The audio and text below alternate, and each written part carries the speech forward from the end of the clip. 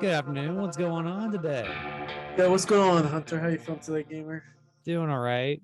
Just been editing the last couple of days, and believe me, it's definitely a new work life that I've Oh been. yeah, oh yeah. And it's nothing to sneeze about. Like I since before we get into your topics, I was watching this web series last night. Oh my god, it was good. It's just it sucks that it takes so long to put out content. It's called because I grew up on Power Rangers. I know it's like well, it's a kid thing. I never thought it was a kid thing, but it's like they made a web series of their own spinoff on some of the old Power Rangers that I grew up with.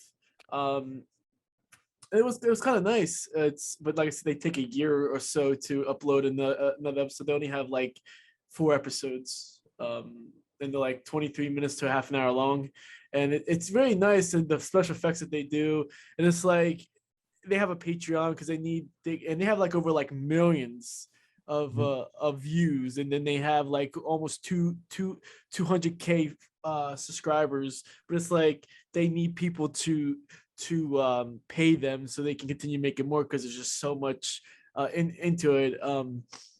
I think it's kind of cool. I think web series are kind of fun. Honestly, it'd be nice if it gets picked up, but it's like it's already a franchise that was made by another person. So it's like they can't make money off of it. Essentially, they just need people to finance the production. They have like up to $300. Obviously, you get a cameo. You have to pay for your own travel. You get all these perks and stuff like that. They have like from $1 up to 300, and more that you pay, more that you get. Obviously. Okay. I remember that kind of reminds me of I remember back in this was early 2000 when YouTube was around, Mm-hmm. like when it was getting started, that there was a bunch of fan films that were just coming out, and they like it was almost an event when you saw a fan film on YouTube. It was like one of the biggest things, and there was different YouTube channels who just specialized in that, like Bat in the Sun, Blinky Productions. It was just all that, and they made like television style content on a low budget like that. But I think what happened was like copyright holders were just kind of getting very, you know, I guess very snippy at YouTube for that. So they just simply said, okay, you upload it, where there's gonna be there might be a problem with it. And it's kind of sad, but it's good that somebody can go on to like Patreon. Like it's now their worker, it's everybody's workaround now because YouTube takes off a lot of stuff and they always say, well, you can play it, but you're not going to get paid for it.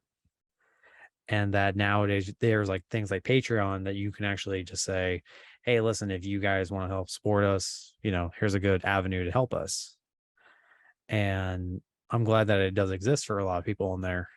Oh yeah, but what we do is I will put the link at the bottom of this video. So any viewer that's listening to it now, if you guys are interested in watching Power Rangers Unworthy, it's only 4 episodes. They're like 23 minutes to half an hour long. It's very good for a low ass production. You get the costumes, you get the special effects, you get everything, like everything that's to do with Power Rangers, you get it. And they're a cheap budget too, and they only have like 820 Patreons, if that. Don't know the prices of them. Like, I think if I had a little extra money hanging around, I might do $5 or whatever that they'll like. Because if I so even at $1, you get your name in the credits. Like if you somehow throw money at these guys, your name goes automatically into the credits. Like because you're for a thing. It would be nice if I had $300 to go ahead and have a cameo inside there, but I'm not doing that. You get the chance to meet the cast. You get a chance to be on set, and you get a chance to get a chance to have like a small cameo. These guys are cosplayers slash actors, so this is something that they're doing on their free time. But like I said, it's very awesome on who creates it. The one that created it, the one that directs it, the one that edits it, does edit. He does play Billy, the Blue Ranger, inside the series. But it's really awesome, the storyline that they do. Bring back some of the old Power Rangers, but they had their own storyline. So behind the storyline, let me tell the audience what's behind the storyline. Pretty much, it's this person that's supposed to be the first Ranger, and something happens, and he gets engulfed by evil, and he goes travels through these multiverse, and he sits there and he's trying to take the Rangers' powers. If not, he kills them. And it's like, and I kind of like it. It could be rated R. They showed some clips of people's head getting blown off, but YouTube won't have it, so they can't. But I always thought of a rated R grown up film or series for adults for Power Rangers. I love that a lot. They showed some, like I said, like I seen on social media, they showed some cut off of that. But it's like it's very awesome how they killed off Tommy, and they killed off Adam in one of the episodes already. It's like it's kind of without giving you guys too much. You guys need to, like I said, I'll put the link down at the bottom. But I think it's kind of cool that they're going to like this. This is a good storyline of this person thinks that these Rangers are unworthy, and the Earth is getting saturated with these heroes, and he's gone through the multiverse to steal their power coins if they don't reply, or the power coins, or the morphers if they don't apply, he kills them or he fights them, and he's very powerful. I forget what's his name. I saw it last night. I don't remember his name, but I think it's kind of awesome. That's awesome. That reminds me, the guy who played Tommy. Mm-hmm. There was a fan film that came out, I'm gonna say 5 years now. Mm-hmm. And it was that concept. It was a rated R Power Rangers thing on there. And they actually asked the actor who played Tommy, they said, "Hey, do you want to play in it?" And then when he looked at it, he was like, "I don't think Power Rangers should be rated R. I think it should all be, should be like this." So he turned it down.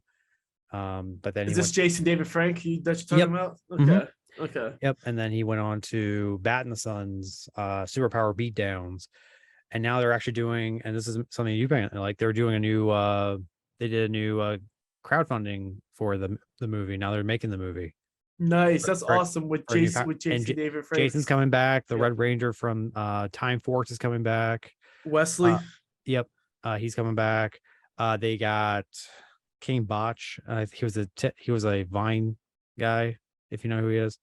He's a YouTuber and all that good stuff. And then they actually brought I think they brought the Yellow Ranger back from Overdrive. Nice. Or something like that. Matt the Sun knows some of these actors that actually played in the Power Rangers in the past. Yep. But yeah, but definitely I'll show you the trailer of like how it was, because they actually got to it was a big thing that they brought that brought in there, and then they actually crowdfunded it twice. That's awesome. The first time it didn't succeed, and the second time they came around and it was like, oh my god, we're going to do it.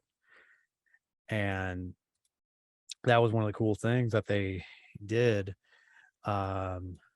There it is right there, Hunter. That's what I was talking about. You see it right there. The Power Rangers trustworthy, right? You should check that out later if you have time, buddy. Right. Definitely check it out. I hope they continue going, but it's like they take so long to upload. That's the problem with these guys. They don't upload consistently. Oh yeah. Well, it's definitely, it's definitely production. You want to have. Oh yeah. It takes a lot to make Power Rangers unworthy. It's a very good series. Like I said, if you guys want to check it out, the link will be in the bottom of the thing. Here we go, Bat in the Sun. Oh yeah, I've watched a lot of their stuff, and their productions are really cool. Although they do take forever to do. Yeah, because all the effects. Look at it, like all the effects. It takes a lot to edit. Oh yeah, and this is the director who likes to record the audio later post. He does dub over, like he does like ADR. Yeah. Oh, he got him in the movie. Oh my god, no shot, dude. I don't know his name, but I know he's been in Arrow. Yeah, he's been in Arrow. He's also been in Blue Bloods too. He's also been there. Right. Oh my god, dude, there's Jason David. I wonder if he got Jason from Time Force, the one that plays. Yep, there he is. Yep. Oh yeah. There's Wesley. Michael Madsen. He got him in here. Oh my god, him too. How did they afford these actors, man? Well, that was the thing. They crowdfunded to get all these actors in it. Oh yeah. I know her too. There was Jason. His real name is Jason, one that plays Wesley. Oh my god, when is this coming out? Well, it's they crowdfunded about almost 2 years ago now, so it's like. And COVID-19 probably put a damper on their dreams too. That's probably fair. Yeah. Although they do take a while to upload their stuff. Is this going to the theaters or just no? It's only gonna be online. Okay, so they don't have enough money. Yeah, they don't make money off of it. it was just kind of for a crowdfunding for other people to say, oh yeah, if because again they had to crowdfund this twice to do it. Oh yeah, and then they'll probably put the name in the credits. The ones that raise money, they'll probably be executive producers to a degree. Mm-hmm. These are some good actors, guys. And we'll put this down in the inside the description as well, so you guys can see this trailer. Yep, they had to do this costume right here. They made that all there, and it's Legend of the White Dragon. No set when it's supposed to come out, right? No set. Well, personally, I don't know, but they probably will say it like underneath here or something like that. Because they had to release because people play money for it. They had to release it. Yeah. 2022 is said. Okay, let's actually. And that was back in 2021. So Yeah. Let's actually see if they updated it. That was December of last year. They haven't set the release date just yet. And then of course, quick Google search of that one. Yep. So how's streaming going, by the way? Streaming going good. I had to take a couple of days off because I was getting kind of burnt a little bit today. The new chapter dropped, and of course the chapter dropped, and I have $1 in my account, so I won't be able to play the new chapter today, which is fine. I have to wait another 2 days before I get paid. All right. It just says 2022. It doesn't actually say what day, okay, like what day it's coming out. I can't wait for it to come out. When it comes out, we need to watch it. Yep. There was Jason that played Wesley, but he plays Connor in this one. I think they changed the names because so they can copyright it. So he couldn't actually play. It's Connor. Okay. I was expecting they actually were saying it was the real, because he's still playing Wes, and then all the rest of the people are, but okay. It's kind of nice. And they had Bat in the Sun, like, so he's the director, the one that stars in it. So yeah, so let me see right here. Him. So yeah, he's director. So he's the director, I think co-writer, and he used to shoot all this stuff too. No, his dad shoots this while he's acting, correct? No, I think his dad only does the audio. Okay, so right here it says directed by, it was him and his dad. Okay. Yeah. And it was producers up, and then just got rid of everything. Okay. But yeah, so Jason Davis, the producer too. Yep.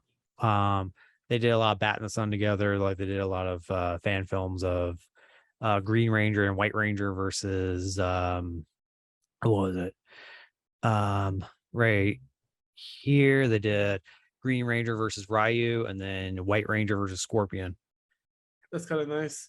I definitely like it. Just like I said, Hunter, like when you get a chance, I like seeing stuff like this. And this is YouTube channel called The Sixth Ranger, where he talks about the origin stories and stuff like that of the past Power Rangers. And I know Power Rangers was a comic. I didn't know that at all. So I'm learning a lot. Well, if you didn't, well, I mean, of course, it made it into a comic, but here's something that I don't think you know, but I wanted to see if you do. Do you know where the original Power Rangers was? Wasn't it from Japan, correct? Or from it was a Japan show. Yeah. But it wasn't called Power Rangers. Sentai. So it was called Sentai. It was called Super Sentai. That was the original show. And when they brought it over to America, basically they were like, well, how about we just take the awesome footage from the Japanese show and let's put it into there, but we'll put some American actors into it, and we'll do all that stuff. But whenever they morph, they would actually put it wouldn't be the real actors who were in it. It was just the other thing. But eventually when the show became popular enough, they were like, okay, I think we need to have shots with the actors, I think we have to have the actors in it. So they actually would bring the costumes over for Super Sentai, bring it all over. And I think by I'm gonna say Lightspeed Rescue or something like that is when they decided to do that, correct? When they actually filmed on set of when inside the costumes. It was still in Mighty Morphin, but there was a certain time in the whole entire series type thing that they decided that we're going to shoot a majority of the stuff for Power Rangers. I mean, they still use the Sentai footage, they still use it, but they still for the most part they'll shoot with their own stuff rather than having to bring use the other actors for it.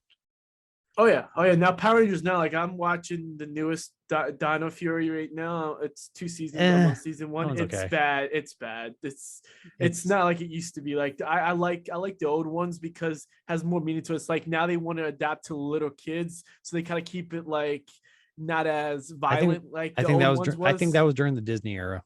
It was. It was on. I don't know who owns it now. It's Saban now who they got the Saban rights still. back. Oh, they They got got the the rights rights back. back to it Okay. because originally it was Saban who owned it. Then I think Nickelodeon got it. Yeah, they Then it licensed would it out. then Disney got it, and then it went back to Nickelodeon. Then I think it went back to Saban. Yeah, because I think the reason why Disney got rid of it because it tanked. So I think they sold it back to Saban. Yeah, they just did that. Well, I think it was Disney's decision because I think Disney got it right after Wild Force, or Yes, at a while I for mean, us. Yes. because I think Disney got it. Think they got it during Wild Force because when they actually want to do all this cool stuff, Disney was like, "That's going to cost way too much. We're not going to do that." And that's why when they made the next show, I think Ninja Storm, Yep. when they did that, they were like, "Okay, we're going to take it somewhere else that's cheaper to go shoot, and we're just going to hire actors from there." Yeah, they went And then to New New Zealand. Zealand, and Yeah. now all the Power Rangers are shot in New Zealand. Oh yeah, because I forget. I think they was shooting in Hollywood at first, and it was like, yeah, this is too expensive. They were just, I think they were shooting Vancouver, they were shooting all Yep. that good stuff. But now I think when Disney took over, they were just like, we need to find somewhere more cheaper. New Zealand would be cool. Yep. That's where they shoot a lot of them. Like, and they also shot. I think I'm not sure if they shot Time Force and Lightspeed Rescue in New Zealand. I think they did too. I'm not sure. Not that I wouldn't say that one was because Okay. it was Ninja Storm when they That's right. When they started shooting in New Zealand. yeah, because originally they were just shooting like It, anywhere, anywhere. Yeah. wherever it was, wherever originally it was maybe Georgia or something like that. And then actually when Ninja Storm came out, that was when they stopped doing the crossover versions again for a while. Like if you remember back in the old seasons, they would actually do um they would do like whatever the previous season was, they would actually bring the actors back for one episode. Oh yeah, where something happens where they have the bad guys from the other season come in. But did you know the reason why they started doing different Power Rangers? Is if you know the origin story of was it Austin St. John, Walter Jones, and when I played trainee.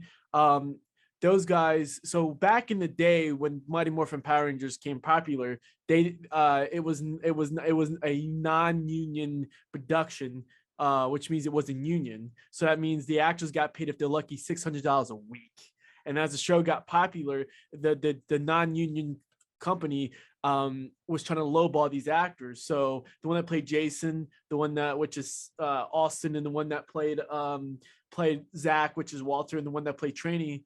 Um, they want to fight for what they believe in, and they wanted more money. So that's why they got fired. And that's when they hired the one that played Rocky, Steve, the one that played Adam, Johnny, and then the one that play I forget her name, but the other Yellow Ranger, they replaced them. That's why in one of the seasons, they transfer the power over in season 2 to those three, and then the one that played Kimberly, Amy Jo Johnson, she got sick of the non-safe working environment and left the show in season 2 towards the end of season 2.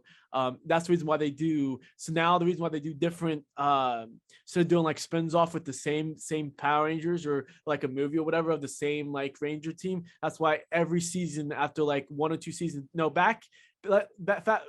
past back in 93 all the way up to 2018, they did like one season, like they did a whole season, like one season of the same team, and then they transferred to another team after that. So actors can't say, "Oh, we want more money. Like this show's popular, the show blew up. We want to negotiate for more money." So that's what they did so the production company didn't have to pay the actors. Now it's union, but I didn't know that it was non-union. So the original actors, the original actors like David Yost and the ones that played in the original Power Rangers, they was lucky if they saw $600 a week, and it was so crazy how they got paid scraps, and they probably working like almost like 14 to 16 hours a day on scraps, and then after a while, like I said, that's why the three got fired. But I did some research, like I said, as I watched this YouTube channel called the Sixth Ranger, where he explains all like that. He explained how reason why they got fired,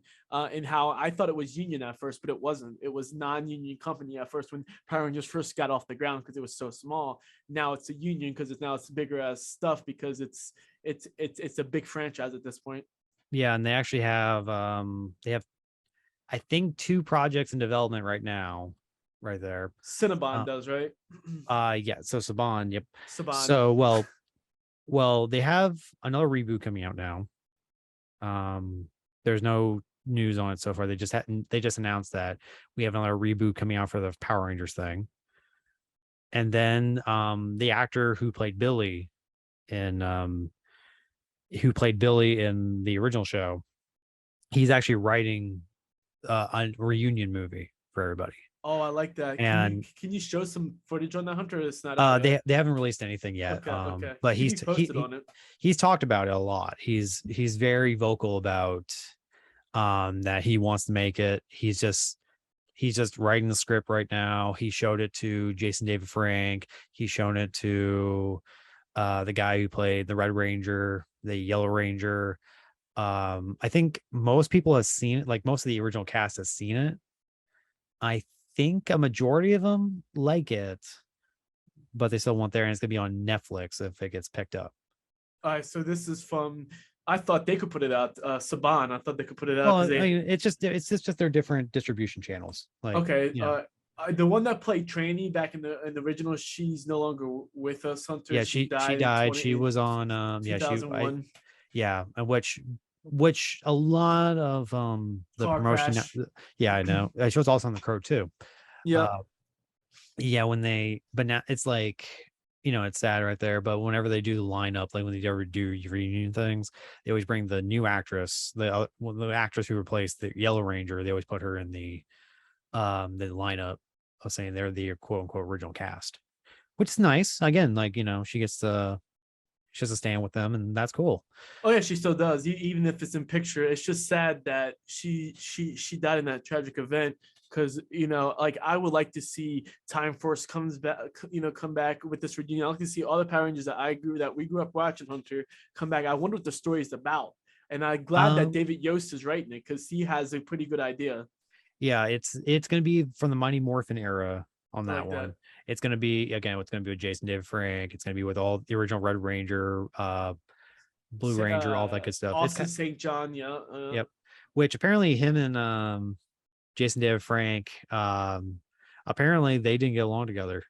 At first, yeah, I heard about that. Supposedly they still talk smack to each other. They're still like butting heads.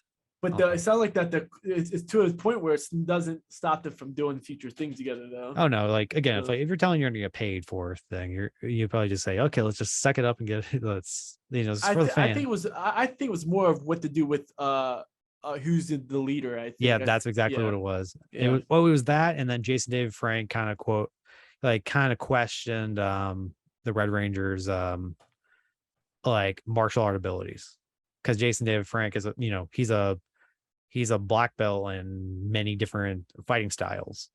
Same with Austin St. John. He's good too. They're both good. It's what to do with who has the bigger balls. It sounds like. Yeah, it's just like that. They're just very much like, I'm the original leader. No, I'm the leader. Then I'm red. You're white. You're green. Yeah. Yeah, and then it's also just like, well, I know more about martial arts than you do. It's like, well, no, I know more. I'm better. That like they're like that. But when they came, I guess and it was even when they did the original Red Ranger team up one back in Wild Force, that was like, apparently that was a thing just so they could do that. Yeah, it was Forever Red. Yep. Yeah. And then the Red Ranger from Lost Galaxy. Yep. I can't think of his name. Leo. Yep.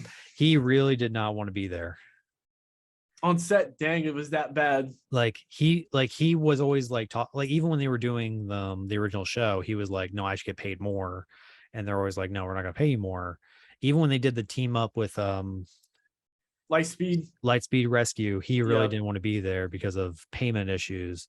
And then they did when they did Forever Red, he was a last minute replacement. Like he was in there last minute. Like they finally got resolved last minute. So if you look at some shots, he's already morphed when he's not supposed to be morphed yet. Yeah, because he was so late. So it sounded like to me that the company, I think Saban was running it back then. Yeah, they was running back because this was early 2000s because Lost Galaxy was 1999. And then 2000 was Lightspeed, and then 2001 was Time Force. So so in between those, in between 1999 and 2000, the one that played Leo, I can't think of his name right now, his real name, but he the actor, obviously he wasn't happy with his contract either, or his payment. Yeah. Yeah, Um, he wasn't happy about it. So he didn't want to be there, but eventually when they got the payment issues kind of settled, he was like, okay, I'll be there. oh yeah, Then like the guy who played Rocky yeah, in Steve. the replacement Red Ranger. The reason why he wasn't in Forever Red, he wanted to be there, but there was a scheduling inflict. There's a scheduling conflict where he thought he could be in it, but then he realized I can't be there.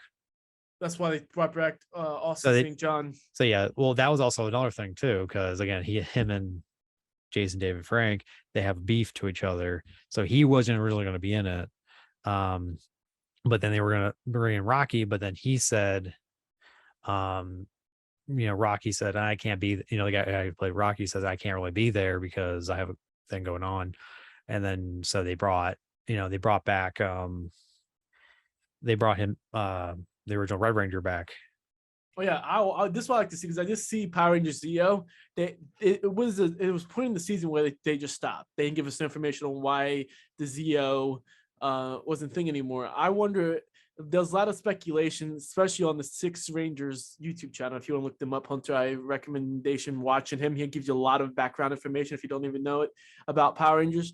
Where he was saying that Zeo was so powerful that maybe it was killing the Rangers. So this is hypothetical in the story on reason why the reason why that Zeo was put to a stop because it was killing the Rangers. It was killing the people that was in the suit because it was so much power that the body can't handle it. And it's like only use it for a sparing of time to where using it here and there wouldn't hurt them, but using it like more than here and there, like sparingly, without doing sparingly could kill the Rangers.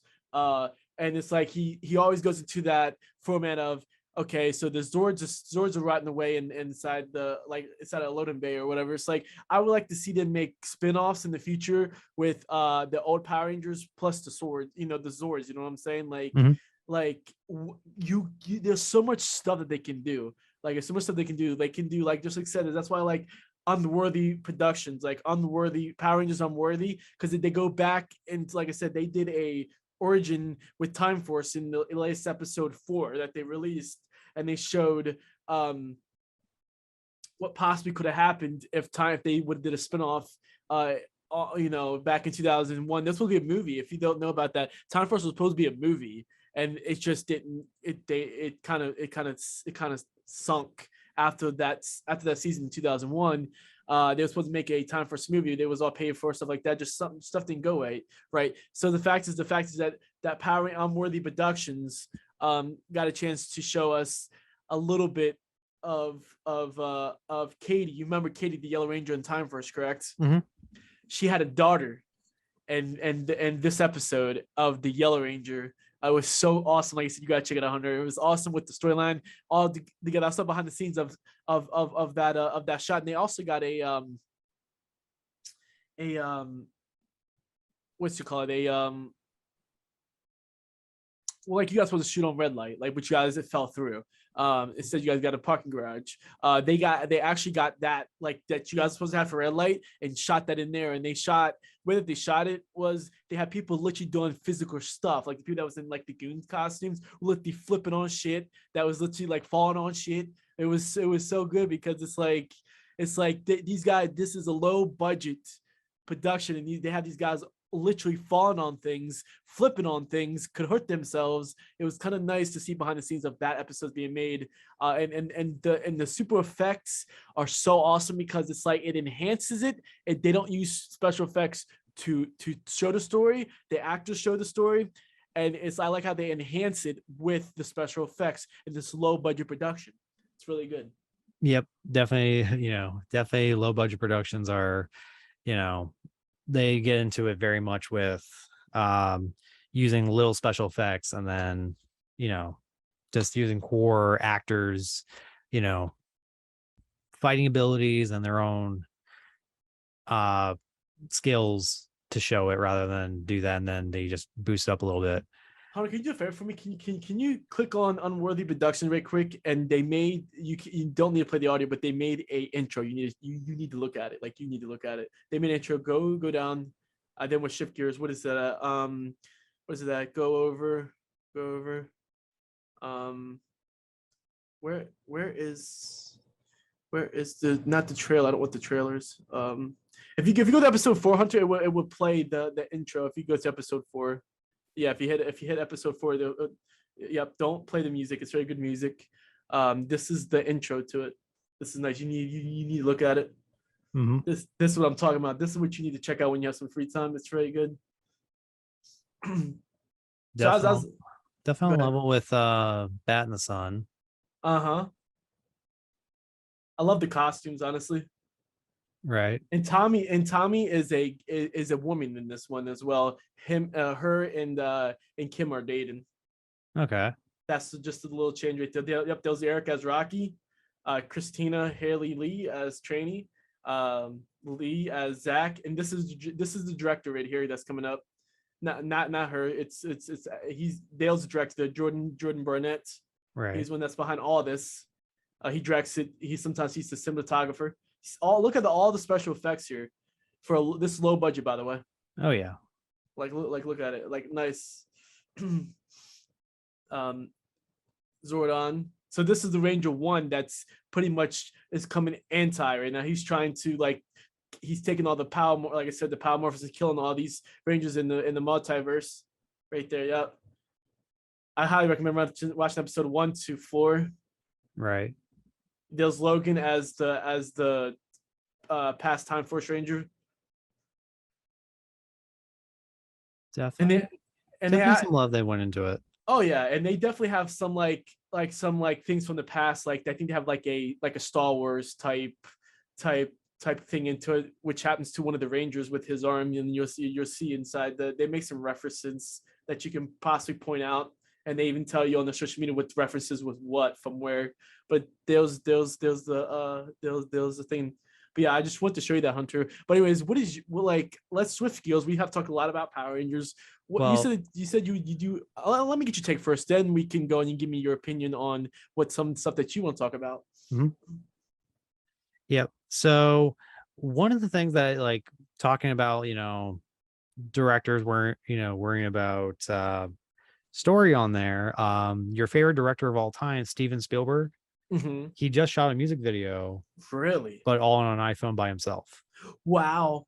iPhones is getting there, Hunter. I'm telling you, iPhones the next couple of years are going to be awesome. Well, and it's now becoming a little bit more accepted. And now that, again, Steven Spielberg himself shot it on his phone. Can you show me, Hunter? Can you show something like the music video on yeah, so he shot it himself and all that good stuff. And I think if you're saying oh, you can't make a movie with you can't make a movie with a iPhone anymore, I'm like, you can. I think at this point, if Spielberg could do it, then I think we're. Of course, Universal would let him because it's Steven freaking Spielberg, bro. Of course. I mean, is it the best music video of all time? No, but it's just interesting that he could do it. Wow, so he made this with nobody behind him. Yep, it was just him and his wife doing this. And who funded it? Universal? I'm pretty sure either the artist or Steven. Steven, because Steven has a lot of money. He don't need Universal's back for this. Yeah. This is nice. I like the way he shot it. It looks like it's on the hand rig too. He literally shot by his hand. Really? He didn't use any rig except a wheelchair. Nice. not even a wheelchair, it was a desk chair. And Nice. his That wife means and his wife was the his wife just pulled it back on there. Yep. And Steven Spielberg lit it himself. It like there's behind the scene picture of him like actually physically holding the phone. what iPhone is this? The iPhone 12 Pro Max or the 12 Pro? They didn't talk about it. Like they haven't given any other behind the scenes of how he did it. They just showed one picture, actually two pictures of what he was doing. It was just literally him in a desk chair, and his wife was pulling it back. Nice. I definitely like this. This gives us hope that we can do something like that one day, Hunter. I would like to us to do it. It just kind of goes like, listen, if Spielberg himself can just do this, then you have no excuse. Is that and I like to zoom back, especially we can use a desk chair too, Hunter, to get this full effect too. It's very easy. Oh yeah. We don't even need a track to do this. This was all done by it probably was a stabilizer inside the camera, but I can't wait to see for iPhone 14. I want to see what they do with the camera. What I'm reading and what I know is iPhone 14 is supposed to have a better camera, supposed to be more steadier. Well, I mean, that was another topic I want to tell you about. September 7th. Oh yeah. That's the new Apple talk day. Really, we need to do a podcast on the Hunter on the 7th. Yeah. Are you free on the 7th? I might be getting ready to shoot another movie during that time. Dang it. Because I got 2 weeks where I've got to shoot in Philly on there, and then I gotta edit. Oh no, I gotta edit a movie. I gotta edit one movie that's we're almost done. I almost got 2 movies that is done now. Nice. I'm just like, thank you, God. No, but if you want to, Hunter, we could do it after. We could do it after. You know. Yeah. But yeah, let's talk about that a little bit. Let's talk about the iPhone 14.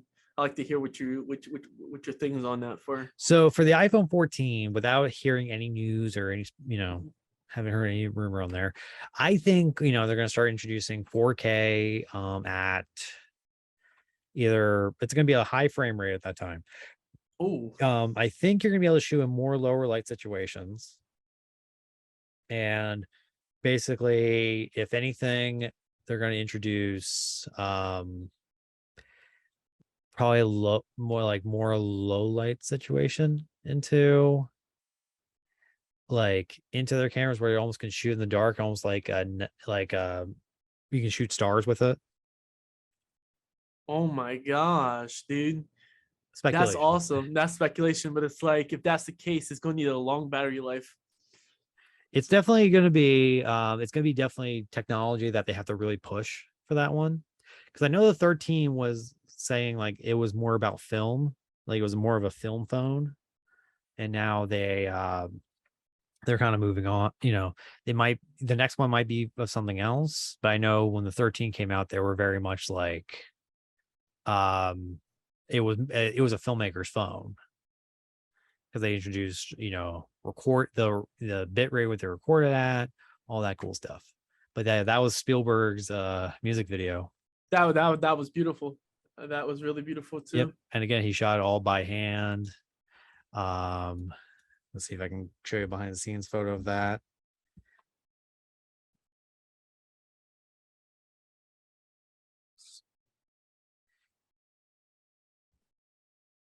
But yeah, for Steven Spielberg, I mean, he's an okay director, right? He's my favorite, one of my favorites. Oh yeah, I'm starting to like James Wan more and more, honestly. James Wan's just freaking awesome. Yeah, this is literally all he shot it with. Oh my gosh. And there's his wife controlling the chair. Yep. What do people say about this? Holy crap. Well, again, like a lot of people are going like, oh my God, we did that. And then there's all the So do the artists get big for this, I wonder? Or? I don't know. I don't know. Like I don't follow his music, so I don't know, but I'm assuming like if Steven Spielberg said yes to the music video, I'm pretty sure, he got a lot of has a lot of good stuff on there. And if anything, Steven was just kind of like, yeah, you know what, I'll do it for a favor. You know what? Why not? Yeah, I don't think he pays. I think Steven did this for free. He's to the point where he's financially stable. He probably charges this Marcus guy any money for this. Right. But here's some news for you. I want to kind of get your opinion of this. Mhm. because we've been talking about for a while in Dead by Daylight a few of our characters you want to introduce in there, but Jason may be coming soon, and here's why. So you know the legal dispute with Friday the 13th, right? Yes. Well, apparently they're done because they just announced we're making a Friday the 13th movie next year. Oh boy.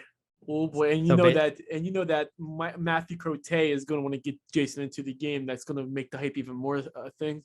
yeah, because they the director of the original Friday the 13th, who's always been the producer and the guy who's been trying to countersue in so many different ways, he put on his LinkedIn page. No, not even LinkedIn page, his Cameo page. You know, that app where you can do all that. He said, we're coming out with a new movie. We're coming with a new Friday the 13th in 2023. So basically when because Michael's finishing, Halloween Ends is coming this year. Which I actually uh, I have something about that too. So that Um, is this it for Michael after this movie? for Blumhouse as of right now, because even John Carpenter and all that, they said, listen, it's not going to be the end, but it's just the end for us. What do you mean it's not gonna be? And how much more can you do with a Again, it's slasher, it's dude? like if somebody else gets the rights to it, they're going to go like, okay, we're going to figure out something new.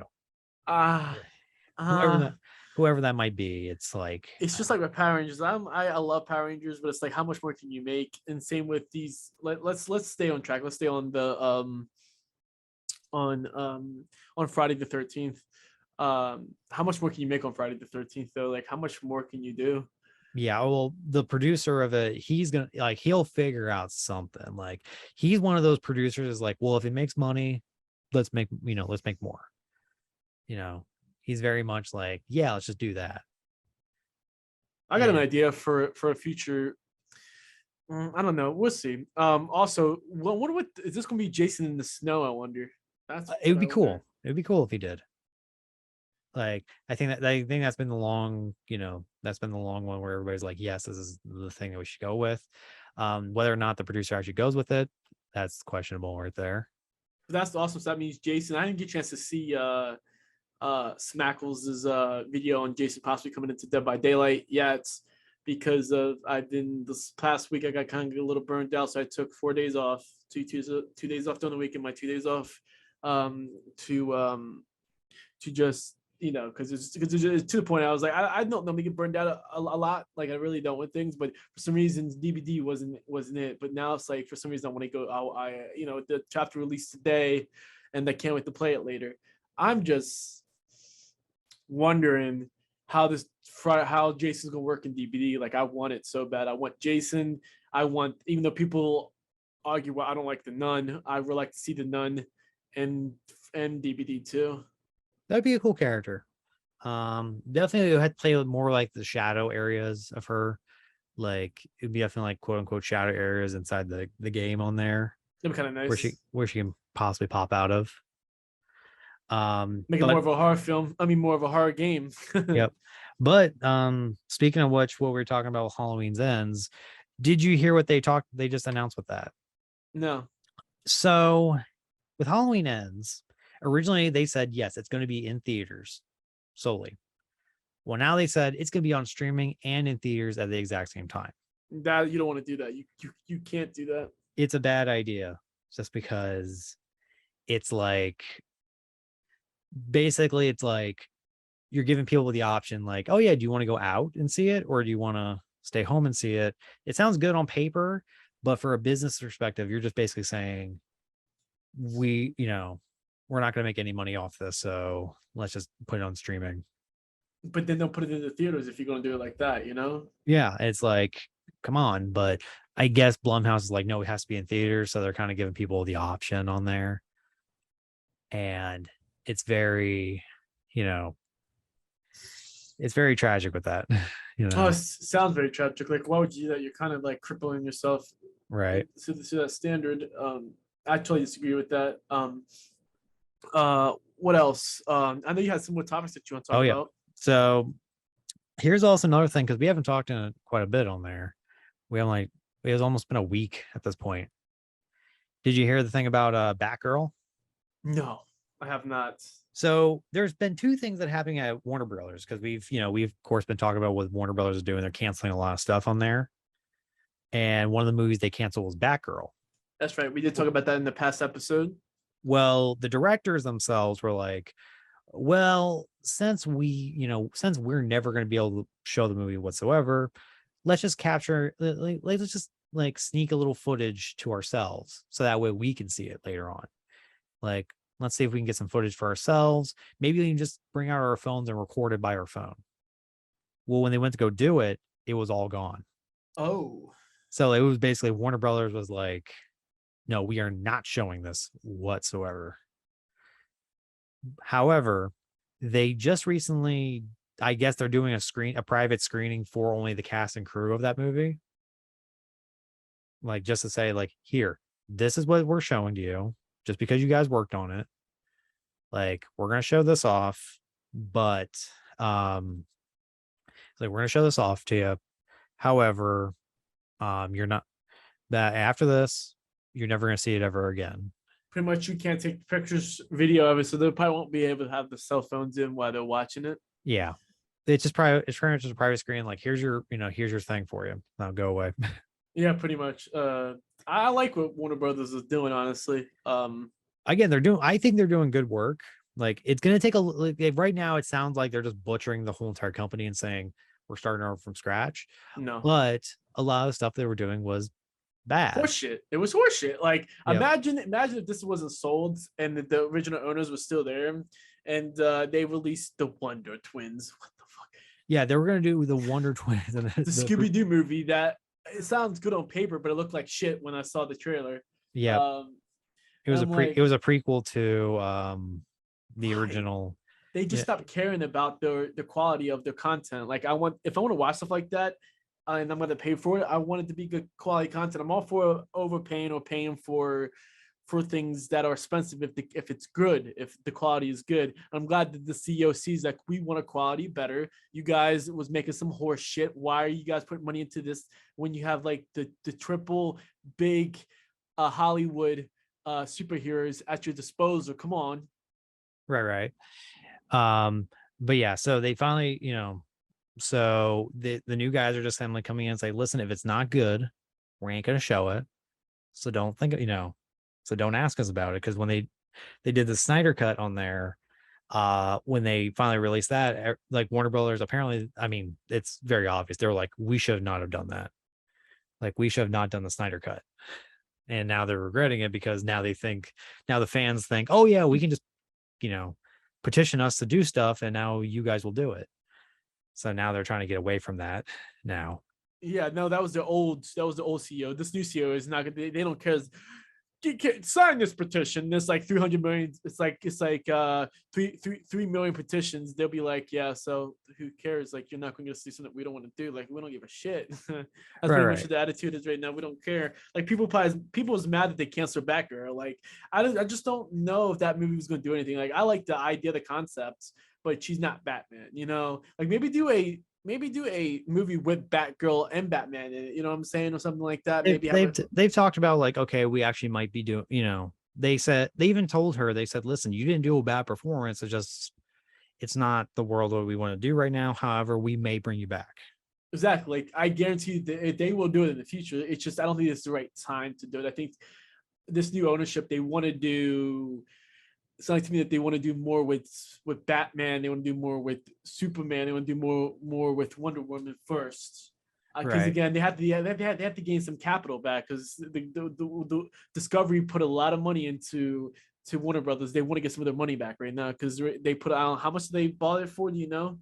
I think it was like 35 billion or something like that. Oh my gosh! So wonder they cancel all these projects. It's like, dude, we need the cash now. Right. How does Discovery have that kind of capital? Well, a lot of what deals that go on in Hollywood, it's very much, we didn't like basically they're saying like, we don't have the money right now. However, you guys will be paid out by loan wise, and they'll just be paying it off over time. So it would seem like that's probably what they did. They probably have a loan each month that they pay the original owners. Yeah, it's kind of like how it goes right there. Let's see some information on this deal. Let's see what it is. Right. It was 40 billion. Oh my gosh. So certain debit at close. So today on April I'll be right back. April 11th, the company will begin trading on under the new ticker symbol. So looks like it doesn't get into detail um,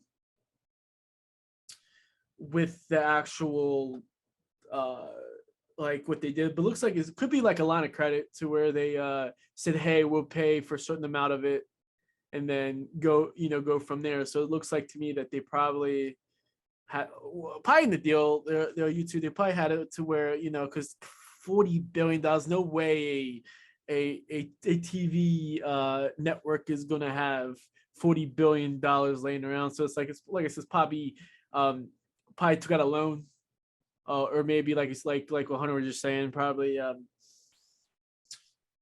took out I guess in the deal to have to pay over time, like probably like in 20 to 30 years is probably paid off. Oh Depends on yeah, how. like yeah, for the most part, you want to have like a lot. You want to have because again, the chances that they're going to get their money back, like Discovery and Warner and all that good stuff, high chance they're going to get everything back. They'll probably pay that off quicker than people Then, expect. But like for it, like from you and me, like that's a totally different like because it's saying right here, AT&T received $40.4 billion in cash. So that meant they actually had the money in hand to do it. I mean, they're not exactly like they brought like a whole like truck full of money. It was just like, they wrote a check out for it and they had the money on hand. But so they did. So it's probably not, like you said, it's probably not payments. Discovery probably had it. I'm shocked they had $40.4 billion laying in the bank. yeah, and if anything, it was just very much because that's what happens a lot in Hollywood. A lot of people, like a lot of things in Hollywood, they just simply say, like when they make a movie, sometimes they don't have the money in hand right then and there. But of course, what the bank is looking at them and saying, listen, you guys are making billions of dollars. The chances we're going to make our money back is really high, you know. So maybe that's from the bank. Maybe they took out a bank loan. They never said that, but maybe that they did. Yeah. I mean, if anything, they probably did, but that's how um most movies are made in But Hollywood. but the thing is, because again, you guys, I forgot to put in there that AT&T owned Warner Brothers from the original Warner They Brothers. sucked. Yeah, they because sucked. because basically the idea was when AT&T bought Warner Brothers, it was the idea of like, hey, we get our own streaming service now. And That's so how it that's works. why they were making more content for streaming than they were in theaters. Then when Discovery took over, they're like, no, we want it in theaters. We don't want this, streaming service thing. It's nice, but it's not what we want to do. So that's what he's cleaning up right now. That's what the CEO is cleaning up. He's saying, we don't want to make this made for TV BS stuff. Yeah, he's like, what's this? Wonder Twins, kill it. What's Well, that? he's like, Batgirl, because they were kill making it. this, they were making all this for their streaming service, Oh yeah. which everybody's going like, you're not gonna make any money from this stuff. No, and that's why AT&T messed up. They should never bought it. But the fact, I'm glad that Discovery came in, because it was like, because imagine if AT&T released this stuff, they would not have made nothing. It would have been bad for their for the new acquired Warner Brothers company. Right. And yeah, it's just very much like, yeah, this is why, this is what it was, just two different regimes that were trying to take over. It was one who said, let's make a streaming service, and one that's saying, let's make it for, let's make it for theaters. And I'm more of like, I like to see them in a theater position. Same here. It's like, but the thing is, AT&T is a service for your phone, or Yep. for something like that. What they need to stay in that business. Like, don't go outside of that business, because that was awful. I'm glad this Discovery came in and bought Warner Brothers. So Warner Brothers in the last 5 years changed hands 3 times. Three times. The original that used to own Warner Brothers back for all those years, and then they sold it to NTT, and NTT is like, we suck. Let's just sell this off. Like this is such a hassle. They And sold it off to they just Discovery. realized like people don't like what we're doing, so it's like yeah, let's get out of this. Like Yeah, we because they knew they was in trouble. Now they're $40.4 billion richer. So Yep. And I think they have a small voting share, but I'm pretty sure they don't care. I'm pretty sure they just sold it off as soon as they got the chance. no, I guarantee you that Discovery owns all the rights for $40.4 billion. I don't think NTT has a say on what they make at Yeah, all. I think Because they right. Yeah, right yeah. here. They got 0.241917 shares of Warner Brothers of like voting shares. So that meant even for that, they weren't gonna make, they weren't gonna they weren't gonna I think they were done. Like as soon as they got that shares, they were just like, we're selling that off immediately. Exactly. No, obviously NTT is Discovery owns Warner, so that means they did the final decision. NTT has no say whatsoever. They sold everything off. Yeah. But also to that, another thing that happened recently. So they were going to make a new Batman show. Really? With Bruce Timm, the guy who made the Batman in the animated series. Basically made the Justice League show, Batman the animated series, Superman the animated series, Batman Beyond, and a lot of DC animated films. They brought him back. They're going to put J.J. Abrams on it. And then he also brought Matt Reeves, the guy who did the recent Batman movie, to do it. So they had all this stuff. Well, Warner Brothers just recently said, you know what? We don't want it. Like, we don't want to put this on our streaming service. We're done with it. So they didn't kill it, but they are allowing it to go to different streaming services. Like HBO Max and no, not HBO Max, not even their own thing. Wow, not even their own thing. Interesting. Their... So like Netflix and Hulu. So right now it's on the bidding wars right now of like who's going to get it. And one of the contenders that's on there, this is very funny, is Disney. That's really weird. Like, no, imagine Batman on Disney's platform. Oh my god. Disney, please just stop. Like Disney, to the point I'm sick of Disney. Like Disney's trying to take over everything, bruh. Yeah, they own Hulu. They own Hulu, so if Batman goes on there, he's technically still at Disney. If he goes on Netflix, that'd be a little better. Apple wants to do it apparently. Apple's I don't I wish I had Apple's streaming service, but it's like Apple is just scriffing the surface. Like I don't know how Apple for Apple streaming service, it's quality over quantity. Like they don't have a lot of stuff right now, but their stuff is really good. Oh yeah, I mean you need to show me some things like, next time you're over. I think one of their films just made Best Picture. And Steven Spielberg is a part of them, right? Steven Spielberg, I think he said he was going to do a movie for them, which I think is like the best. Like because if you know anything about Steven Spielberg, he loves Apple obviously because he uses he's not a big streaming service person. He hates streaming services. He doesn't like them, like especially Netflix. When Netflix was considered for when they was considered for the Oscars, like he was like, no, I do not accept that Oscars is gonna, that Netflix can be here at the Oscars. So, but the thing is, Steven Spielberg changed his mind with Apple, though. Yeah, so apparently with Apple, he was very much like that. So, okay. I'll say this: Halo, the series sucked. Is this Apple's streaming services right here? I think this is just like his filmography, like right here. Yes, Jurassic World's Dominion sucked.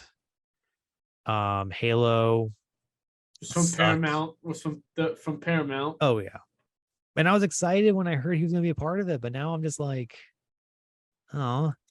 But Steven Spielberg is so far in his career, he can make shit and still have a job at the end of the day. So he produced Amazing Stories on there.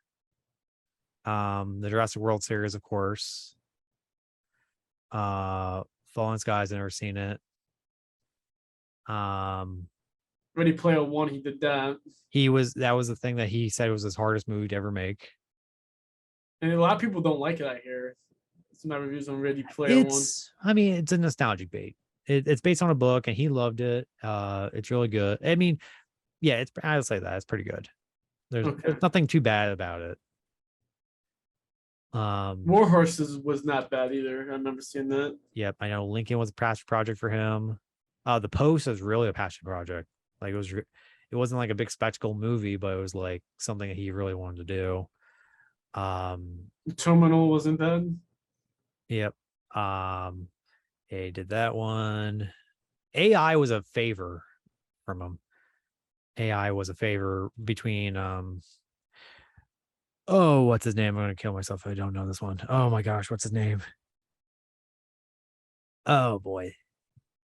Now that I feel embarrassed. Stanley Kubrick, that's his name.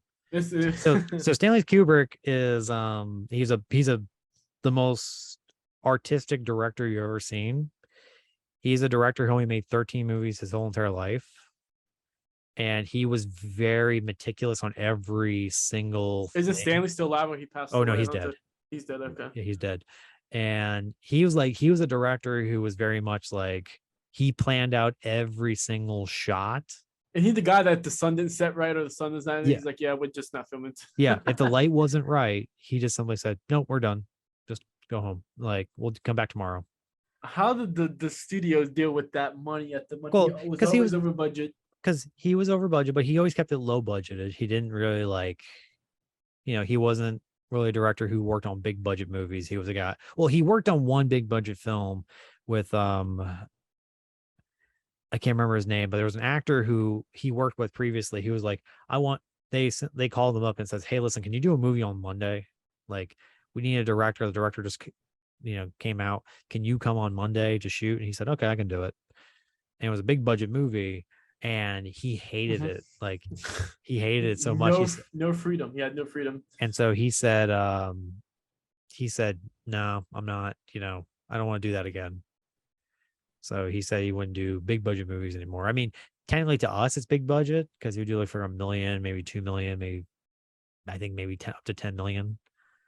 But to Hollywood, we already know that's like, chunk change. Oh yeah, that's definitely chunk change. So he just kind of so he just did that. So when it came to AI, that was a story that he wanted to do. However, was it Steven Spielberg and him were becoming friends at that time? So at first, Kubrick was like, you know what? I want it to feel a certain way, and I think only you can do it. So how about if I produce it and you direct it? And then Steven Spielberg was like, I can't do the same thing you do. So I think I'll produce it and you direct it. So it's kind of like that back and forth. And finally, Kubrick was like, okay, you know what? I'll direct it. And then he died.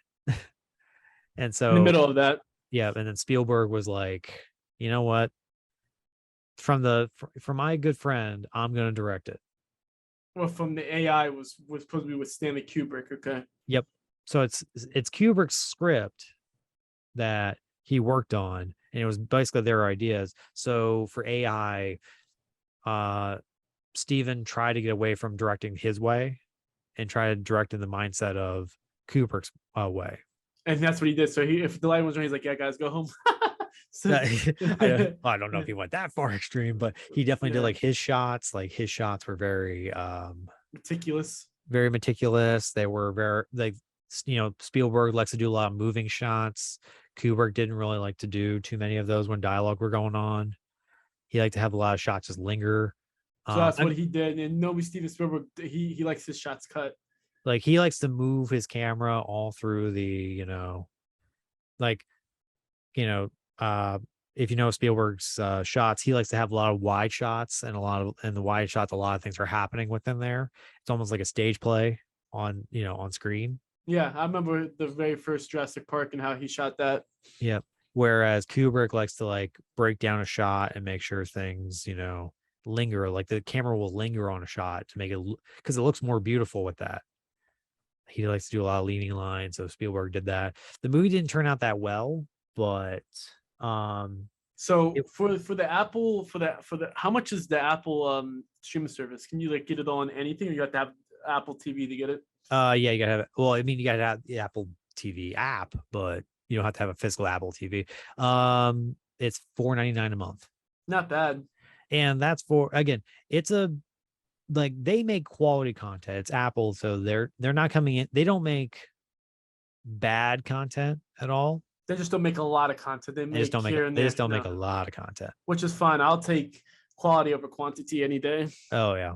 So a lot of people are leaving their services not because of, they're like, oh, we have nothing to watch. Is like after you're done watching everything, you're just kind of like, okay, what's next? So they're very much like that.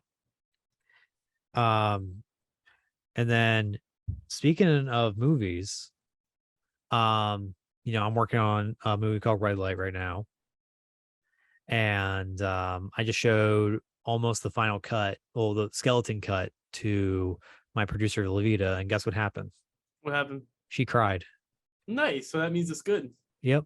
Well, I mean, from what we're seeing so far, it's looking pretty good, and that I like. And then I'm doing another movie right now. I'm editing that one, and yeah, that one's a longer, like, it just feels long.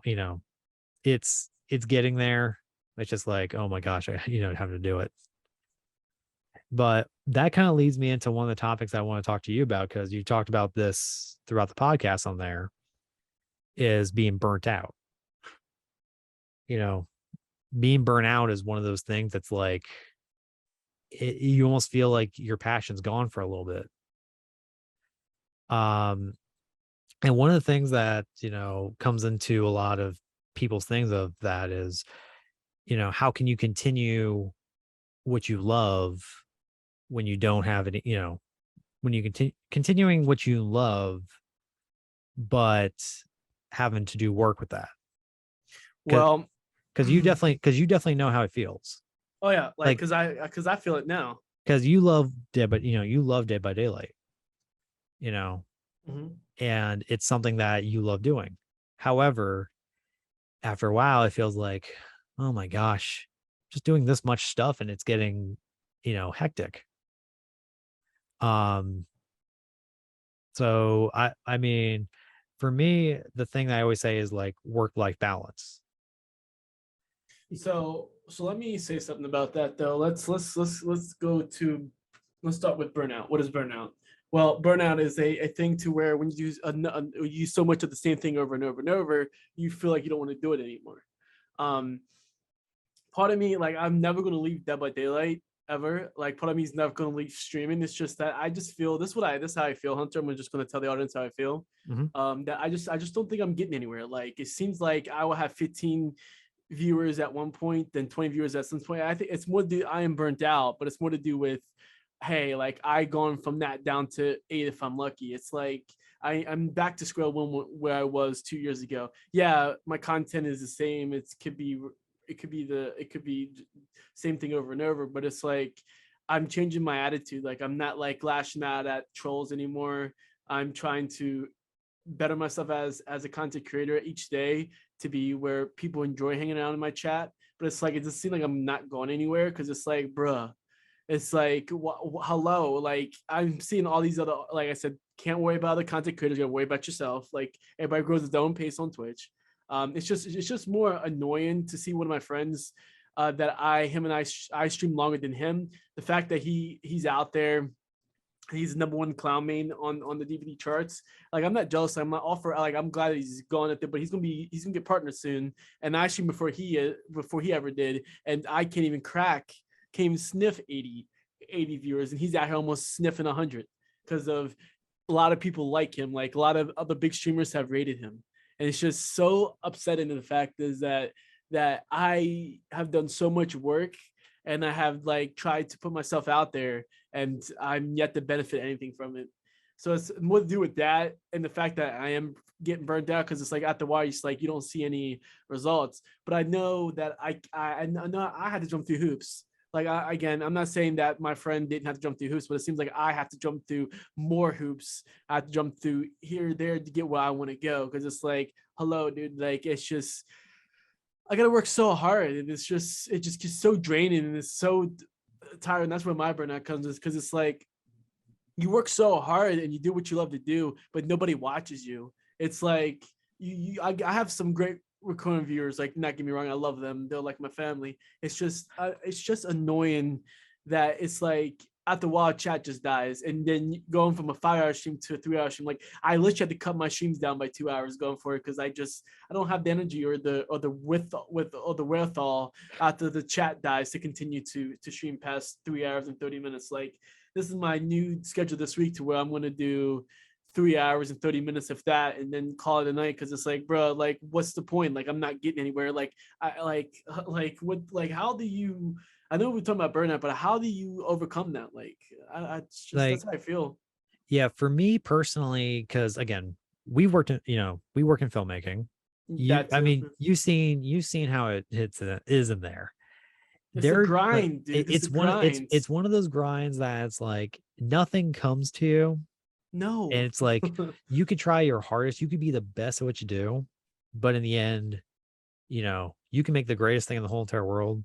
Nobody come. I'm not saying we made the greatest things in the whole entire world, but you know, you could do that and nobody would follow you.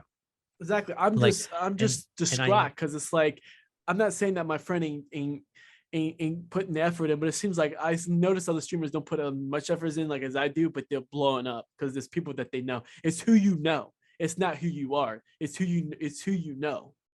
yeah, it's one of those things where it's like, you gotta build the following because, like, for me personally, I'm not a social media person. And I Right. don't, yeah, I don't like being on Instagram. I don't like being on Facebook. I got off of those completely on there. I still have my Instagram. I just don't use it anymore. I only check it once a week. And the reason is just because I'm like, well, I got nothing to share and I'm just on here doing nothing. So, that hurts that would hurt me because I'm just like, I'm not on there, not sharing, I'm not doing anything because then that makes people just go like, you know, so it's like that. And in this streaming world, again, how you're doing it and how I'm doing it too. It's very much like there's a lot of people out there. And sometimes it's just very much like how you promote yourself. And I'm not saying you're not doing any promotion yourself, because I know you are. I seen your stuff, of course you're doing a lot of promotion for there. And it's a lot of that nowadays where you actually have to physically like think of new ways how to promote yourself every day, and it's getting, it gets exhausting over time. Like, Oh, for well, me, it does. It does. Like, I don't know what to do, Hunter. Like, because again, it's not about the money. I want people. I would like to have 100, 200 viewers. I like people talking to me when I stream. That's the best part of streaming is chat. Like, nothing's gonna tell me otherwise. Like, I'm not that streamer that wants money. I don't care about that. Like, yeah, I don't really care about that. Yeah, right. I just want 200 plus viewers so I can talk to people. That's what I do it for. It's just annoying. The fact is that, again, I don't, again, because it's like, what else do I do? I'm too small to do a Patreon. Like that just makes me look like I'm a greedy ass. Like, I'm not trying to show that I'm because I'm not greedy. Like, I'm not a greedy streamer. But it's like, do I, again, I'm too young to do like I'm talking about my like you know what I'm talking about, like streaming wise. Even though I'm going on 4 years, it's like I haven't done anything on Twitch. I don't average 100 viewers. I'm not up there. If I average like maybe 200 viewers, then yeah, maybe a Patreon would be suffice at that point, because then you have a bigger base, a bigger community at that point. But it's like that if I make a um a Patreon, it makes me look greedy. Like, I don't know. I don't know. To get my stuff out there more. Like, I want to get my stuff out there even more. That's why I'm trying to do some film stuff with you, so I can get not only you and I get stuff out there, Hunter, together as as us being best friends and being we pretty much gone through this together. It pretty much gives me another outlet to put my stuff out there as well. As same with you. Like, we do this, I put your stuff down in the bottom of the links, so you get some traction off of it, or hopefully get some traction off of it as well. So pretty much it's like, you help me, I help you type situation. And the fact is I want to continue doing that because it's like more film stuff there, because I do enjoy it. Like, I enjoy the the film stuff because it's going to take one. Like, we're going to get there. It's just It's a, uh for both of us, it's just very much like it's a grind to do, to do all this stuff right here. And it's it's just, tiring. yeah, it's very just, it's exhausting to do all this stuff because, again, you and me both know how it feels you know, to just go through it. And one of the things that's almost very important to both of us right there is having a good work-life balance. Right. It's very much having that, like a lot of people, and this is true. This is honestly true. If you're starting like your own small business, and again, streaming can be considered a small business. Yeah, because It you get paid for it. Yeah. it's something you gotta put. It's one of those things you gotta put hours upon hours upon hours upon hours to do it. And Yes. it's not, there's a lot of Hollywood stories where it's like one person got discovered and, very fast. Quentin Tarantino, I think, is the best example of how he said it on there. Was people said, "Oh no, yeah, you made one movie and you made it big." He says, "Well, that came from almost 10 years of nothing happening." Like, because he always knew he wanted to be in filmmaking, but he didn't get a job. He didn't get his first directing job until he was 30 almost. And he talked about like how he would have parking tickets he couldn't pay for. He said he had to go to prison for it. Well, not prison, but jail. He you know he would literally just scrounge together to get money for film so he could just shoot something on there. And he just kept on writing and writing because that's all he could do, essentially. And with someone like Steve Jobs, who of course they made Apple on there, they're always saying that you got to put every hour and every day of your job, your stuff in there. You know, it's for that it becomes really daunting and very exhausting when you do it. But it's almost like you gotta always have a good work-life balance to do stuff like that to keep your own mentality from doing it, like from getting exhausted. Exactly. Like I need to stop. Like one thing is my problem, Hunter, is I see my other friends having more success than me. It's not that I'm jealous. It's just because I try not to. It's not. I'm happy for them. Like I always support them. I'm just annoyed that I'm going on 4 years and they've been probably streaming for 2 years and Yep. they're already there. And I'm like, bro, I'm streaming for almost 4 years. I started streaming at the age of 23. And what's this? Almost September, in less than a month, in a couple of days, I will be 27. Then in December, I'll be streaming for officially 4 damn years. 4 years. Right. 4 years. And I'm yet to get to 50 viewers and keep that. I know it has something to do with probably my, like, I'm trying to figure out what am I doing wrong? Like, who do I talk to? I'm trying to figure out if I should go to a partner streamer and try to see if I can hit the numbers. Like, what do I do to get where I want to go? Like, what do I do? Like, because obviously what I'm doing ain't working. So it's like, what the like? I'm just venting at this point, but it's like this I goes get to it. a burnout. This is burnout right here because I'm burned out so much because I'm working so hard. I'm seeing minimal results.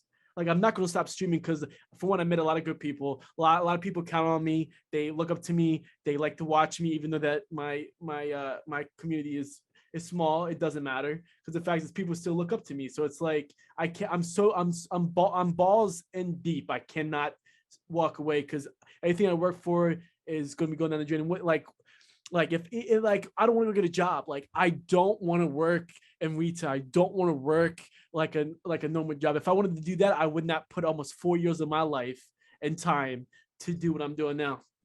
Oh yeah. Again, like a lot of entrepreneurs always say, like you should not be working the 9 to 5 job to do stuff on there. And it's definitely a grind on there.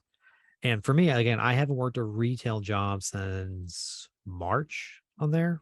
Mine's almost Uh, 2 years, I would yeah, say, Hunter. Like and for me, I've here been soon. having to do Amazon Flex to kind of make extra cash right now.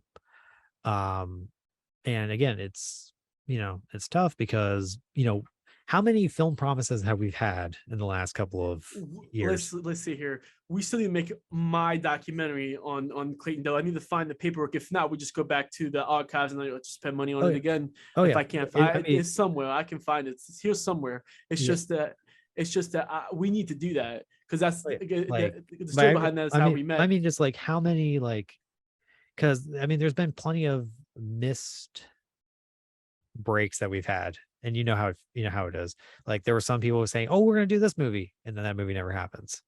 And then Exactly. some people are going like, "Oh, we're gonna do this movie," and it never happens.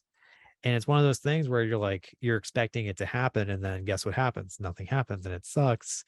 And I get sick of that every time to a point that I started like almost quote unquote giving up on a few things because I'm But just it's like, not us though. It's the people that's because involved. because I look Normally, at that, because I do it where I just go like, I when I have a photo shoot or something like that, and the model cancels like last minute, yeah. like to almost to a point that you can show they didn't care.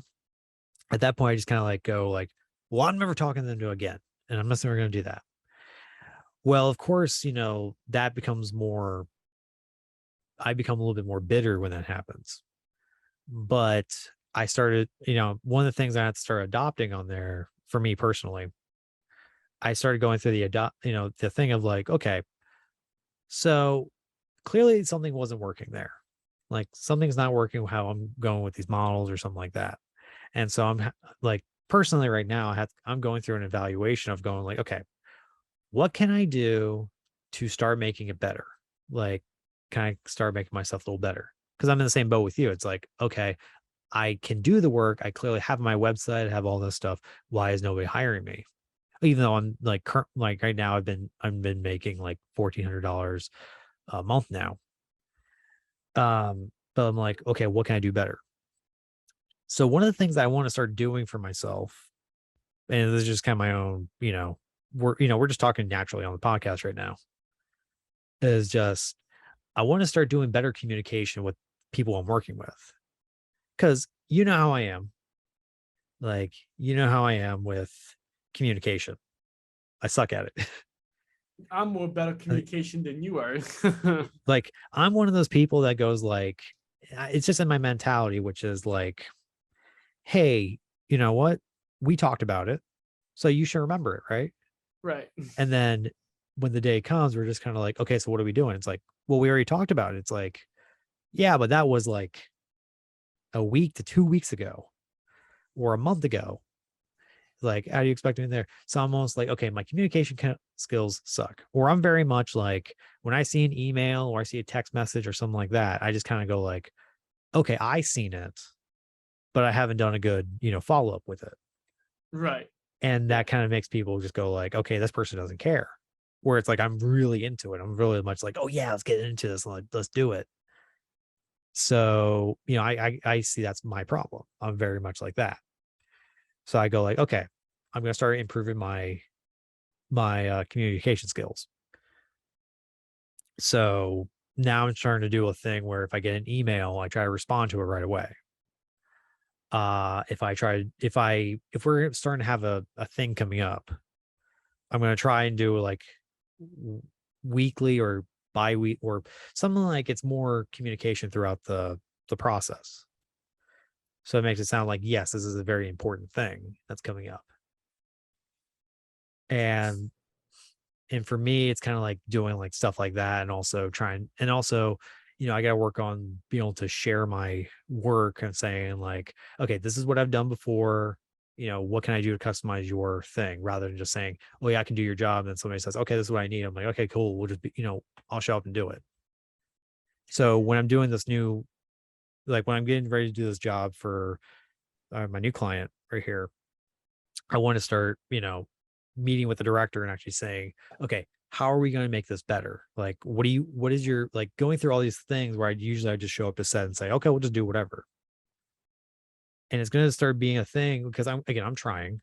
It hasn't been implemented yet. So, this is our, our own therapy session right here, that I want to start doing a thing where it's like, I want to have more better communication with the people I work with, especially with you, especially with everybody else like that.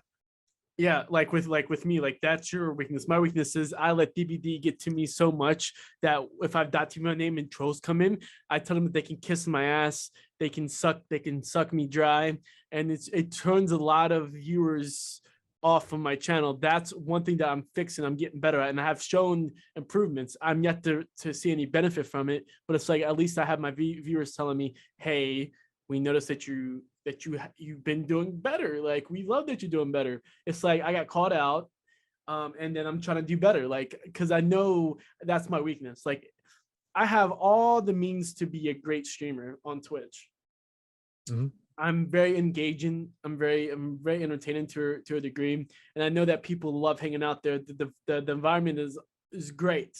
I just one thing like you said, you struggle with communication. I struggle with letting these behind the screens online people that want to tear somebody else down, and because they're having a bad time in life or whatever's going on in their life, but they won't go to your face and say it. Like that's the issue that I'm having, and possibly why I missed out on probably some of past past people staying in my channel. Imagine if all the people that I lost because of me being like that aggressive towards a troll. Imagine if I wasn't like that. It was more like uplifting, didn't let it bother me. How much more people that I could have to my channel to this day if I would have used my if I would have been better. Like I always think about what if, but you can't do like that. Like it is what it is. I made a mistake. I made mistakes. It happens. Now going forward, all I can do is change the future and try to fix. Like you said, yours is more of I need to be more outspoken. I need to communicate. And I also want to like have it more of like be able to start saying like, yes, this is what I do really good. Let me do what I'm really good at and do that. And then hope, make sure like people are like, if I go shoot a movie, a lot of times I come into it and the director just kind of, I mean, for one, the director is the person who can say, I want to do this. And it's my job to say, okay, I'll do it. But I want to have more of a thing where I can just say, put my, not put my foot down and say, no, we're going to do it like this, but very much like have like, be able to say, okay, this is what I think is the best way to do it. And also, quote, for me on set, be able to slow down, just be able to like slow down, put myself in the mode. Because again, I've worked on Red Light, I've worked on other movies. And a lot of my mentality, and you've been there too, so you know how this is. Yeah, you've worked on my movies before, so you know how it is. I like working on your movies, honestly. Like, yeah. I prefer when you're director, though, honestly, because you're a little bit more tedious. Oh yeah, like for me, I'm very much like, let's just go out and shoot. Let's just shoot, and let's get as much done as we can. But when it comes to results, I'm like, it's just not what I want right here. But when I worked on like Red Light or something like that, not saying it's perfect. I'm not saying like, oh my God, it was so much more beautiful and all that good stuff. But you wasn't director, so you pretty much had no say hardly. Yeah. You were just the cameraman. The performances came out a lot better. There's a lot more stuff like that. And I'm just like, that's something I need to do. If because one of my aspirations is to become a great director, or at least a cult director. Woohoo. Basically where I can make movies where it's like, I don't necessarily need to make the most biggest movies in the whole entire world. You're more of a Stanley Kubrick knockoff at the dollar store. I'm just gonna say that because it seems like because you are meticulous. So the fact is that something's not right. He's like, I don't like that. Scrap it. Go again. So the fact is you have that Stanley Kubrick kind of mentality of, hey, which is good, keep that up, don't stop that. Again, like you can be great as long as you feel that way. Like, you said I might not be great. You don't know that, Hunter. Like, you don't know that. You might release one film. Steven Spielberg thought he wasn't great. He released one film that he was like, oh shit, because he thought that Jaws was horseshit. Yeah, and look at him now. Yeah, because a lot of, again, you see how we were when we added orders. Mm-hmm. I'm very much, if something doesn't work, I'm like, throw it away. Just do, I don't want to do that. And there's two ways I can kind of fix that in my own head. Number one, don't be scared. Like, don't be scared, Hunter. Like, don't be like, one, don't be scared to be on set and say, okay, something's not working. How are we going to get it to work? Because I'm very much, because I've worked in a lot of senses of like, if it doesn't work, just quickly find something to get it fixed. That's good. Which is good for the most part, but it's also good to just like slow down and say, okay, actually ask yourself, okay, what is the problem?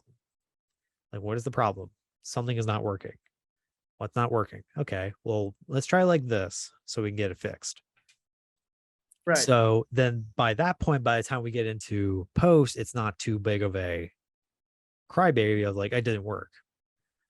Be able to do that. But also too, and we did this when we're working on orders. It's be able to say, listen, you're not in control of everything, but how are you going to fix it?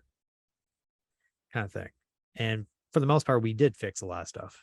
We did, and we still have to do one more senior, and which you have free time and you've been busy.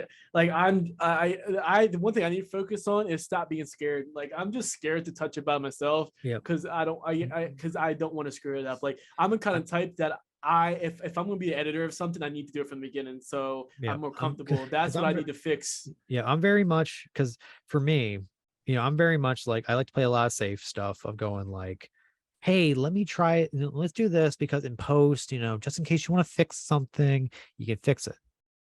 Whereas me, I just gotta like, I just want to like be able to hone in something. I'm like, you know what? I confidently stand behind the decision I made right there. Because when I shoot something, I try to like shoot it very safe, shoot it everything in nearly something always in focus or do something like this or do something like that. Just go like, Always step outside the box, don't you? oh That's yeah, one. that's the thing. Like if you want to stand out in the industry, you always got to be able to go. Yeah. It's Same like with same it's with like, streaming. yep, it's the same thing. It's like Yep. sometimes it's like, oh man, this is the most safest thing you can do right here. Sometimes you got to be very much like, no, somebody hired me or somebody's watching you because you're doing something Different. different, you know. Because if we shoot everything the same way or we do this the exact same that every streamer does, everybody's gonna be like, okay, well, you're like everybody else. Why am I gonna watch you? Yeah, why am I watching you over maybe like somebody that's bigger with more Yeah. following, more So I people to try to, talk to? I just need to, I'm trying to hone in my craft and saying, okay, I'm really good at this. And one of the good things that that's coming up is, because, since I'm getting insurance for my company now, not sure I told you that. You did. Okay. I heard But about since that. I'm finally getting that and the company is now becoming more legit, one thing that I'm going to start investing in is more lights. So, and when I start doing lights, because these are professional lights, I want to start being more like, okay, let's take the time to light this up a little bit, take the time to make sure it looks good, all that stuff. So that way, and I'm also not going to try to worry about gear too much anymore because I'm very much like, oh, let's get this cool thing. Let's get this cool thing. And I know I just said something about lights, but I want to start trying to do more like, okay, is the story good? Like, is the story good? Is this performance going to be? So it's more of like a Steven Spielberg type of thing. Or like the Warner Brothers guy, is this story good enough to put out? Like that's what you have that mindset of, do I want to put resources into the story Yep. and do I want to show this to the audience? Like, what is it like? I had a thought and I lost it, but it's like for that thing you need to step back and say, is this worthy of doing? Now, if you're being hired on as a cinematographer or director of cinematography, that's different. Like you're not in control of that. But if you're like directing something, if it's your film, you want to look back at the story and say, is this worthy Yep. of making something? Because for the most part, like if I'm come on as a cinematographer, Yeah. the way that I want to start having the mentality is like, you hired me for a specific reason. Like, what did you hire me for? Like, did you want a specific look or did you just need it to get shot? I want to just start being able to slow down and meet with the director himself. Cause I'm usually just kind of like oh, you want to shoot? Okay, let's go shoot. Yeah, And like it's you have to have like a meeting. I I want, take what you're saying. and there's some cinematographers who literally get just brought on to a day of shoot. They're just kind of like, hey, how's it going? Like, what are we doing today? There's something like that. And they're, big cinematographers, but I want to be able to sit down and go like, okay, hi, my name is Hunter. This is what we're doing. Okay. What do you want to do? Ba, ba, ba, ba, ba. It's like, okay, in my best ability, this is what we probably should do. And, because again, the point of the film is the look of the movie is going to be on my shoulders. And if the movie doesn't look good, physically, it could be on me, depending on the director, of course. Obviously. Also, too, ever since we're doing this podcast here, I know our audience ain't big for this. I know we get probably, if we're lucky, 30, 50 views on it. But the fact is, even though that we're not getting a lot of traction from this, we continue to do it because you never know. One might blow up. And now in the future, I would like to have you. Do you know that guy that does Apple? I can't think of his name now. The guy that sounds like he's from New York, the guy with the beard, and the other guy that sit there in his studio and talking about. So I haven't seen his podcast in a while. You definitely know who I'm talking about, right? Hunter, the one that you showed me, to where I want us to get to that point eventually. If this podcast grows, we have a section where we do it and we sit in a studio. At that point, we'll be big enough to do that, to where we can actually sit down, have different camera angles, and just talk about it and upload it that way. I forget his name, Hunter. You showed me. He should be on your subscriptions. I don't remember. He's the guy that was with the hat and with the beard, Hunter. Every podcaster nowadays. I'm trying to think of his name, Hunter. What the hell is his name?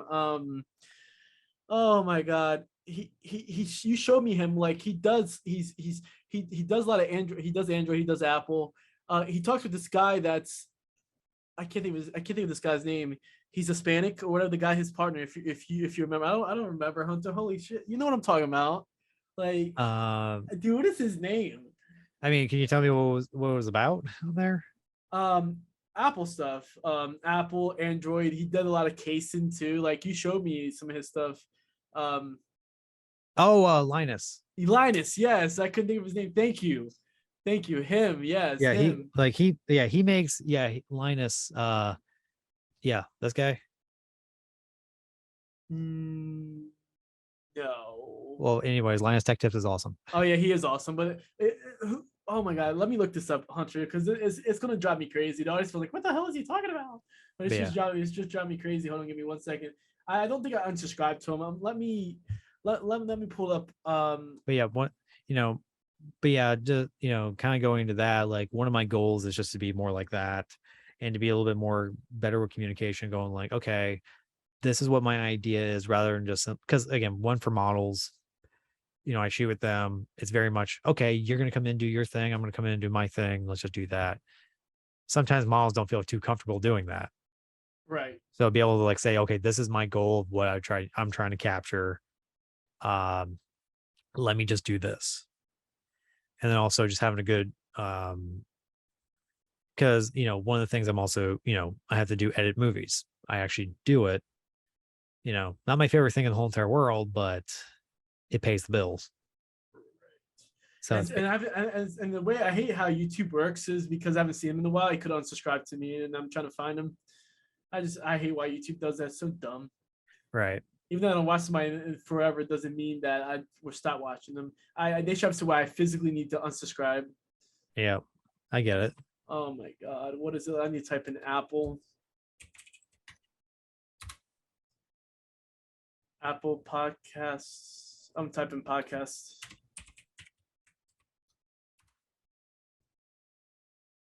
Um, Apple Podcasts. I know there's so many podcasters. Holy crap, this is gonna drive me crazy, Hunter. It's gonna drive me crazy. I get it. Dude, because you're the one that showed me. I mean, Uh, there's a you lot of showed me a podcasts. lot of stuff. Yeah.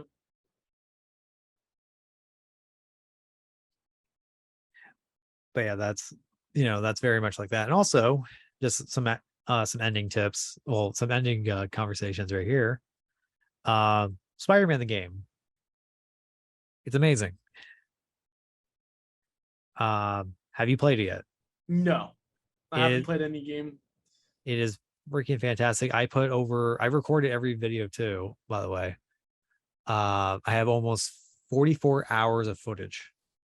Jeez. Like, and I just beat it on new game. Like I beat the game on all the DLCs, and now it's new game plus. And now they're saying now you got to start from scratch now. That's And funny. I have to do on the hardest difficulty. I'm like, fuck, because I'm trying to get all the achievements because I'm 2 achievements now. Oh, no, yeah, I'm 3 achievements away from getting all the achievements. So I'm like, okay, so I got to go through all the grind of doing that all again. And I hope the achievement doesn't say you have to do all the DLCs over again. That'd be kind of bullshit. I'd be like, oh, because like you gotta collect every token, you gotta go to every district and fight 5 crime waves each time. You gotta do that over and over and over again. I'm like, oh my gosh, that was so tedious. Like when I did it the first time, I was like, yeah, I can do this, I can get it, I got it. But now that I'm looking, I'm like, oh boy. I'm to the point where I'm actually at my watch history and I have to go all the way back because I'm determined to find out who this person is. I'm thinking if I see his face, I don't know his name. Oh boy. Oh boy. Oh boy. It's been a while since I've seen his stuff, so I have to go all the way back. I mean, if there's any specific video, we go like, oh yeah, that. I'm trying to think of a video. That's the thing. It's just 'cause I haven't seen it in a while. I don't remember. I'm back to August 4th now. Good This, lord. yeah, I haven't seen a lot of it. I'm watching a lot of Dynasty football content. Oh gosh, dude. Yeah, one of my goals is now to just get like a small camera and just kind of build up my photography career again, because right now I've just done video, and working off my video camera, it doesn't take really good pictures. Right. So I'm trying to just get like a low end, like, I mean, with a good amount of megapixels to it. So it looks, it's going to be good quality because I know how to take a photo. But also not being afraid to say, you know what, it's not the best of the best, but it is a good, like, it'll be good enough because I know I'm really good at doing it. It's all about being what you're good at Oh yeah, as well. I know, guys. I'm sorry. I'm determined to find out who this guy is. I gotcha. I'm determined. But yeah, so that's what I want to talk about today. I have to find it later. All right. Anyways, guys. Anyways, we'll go ahead and wrap it up here because the podcast is going a little long. I will show you guys Power Rangers Unworthy Productions. Let's give you guys link down below, as well as Hunters, as well as more stuff to come, guys. If this podcast continues to grow, and hopefully it does, guys, I want to do a podcast where me and Hunter actually has a studio for it, and we actually have different cameras set up, and we have a microphone on each side, and we talk that way like this one podcast does. I wonder if that can help Hunter jog his memory.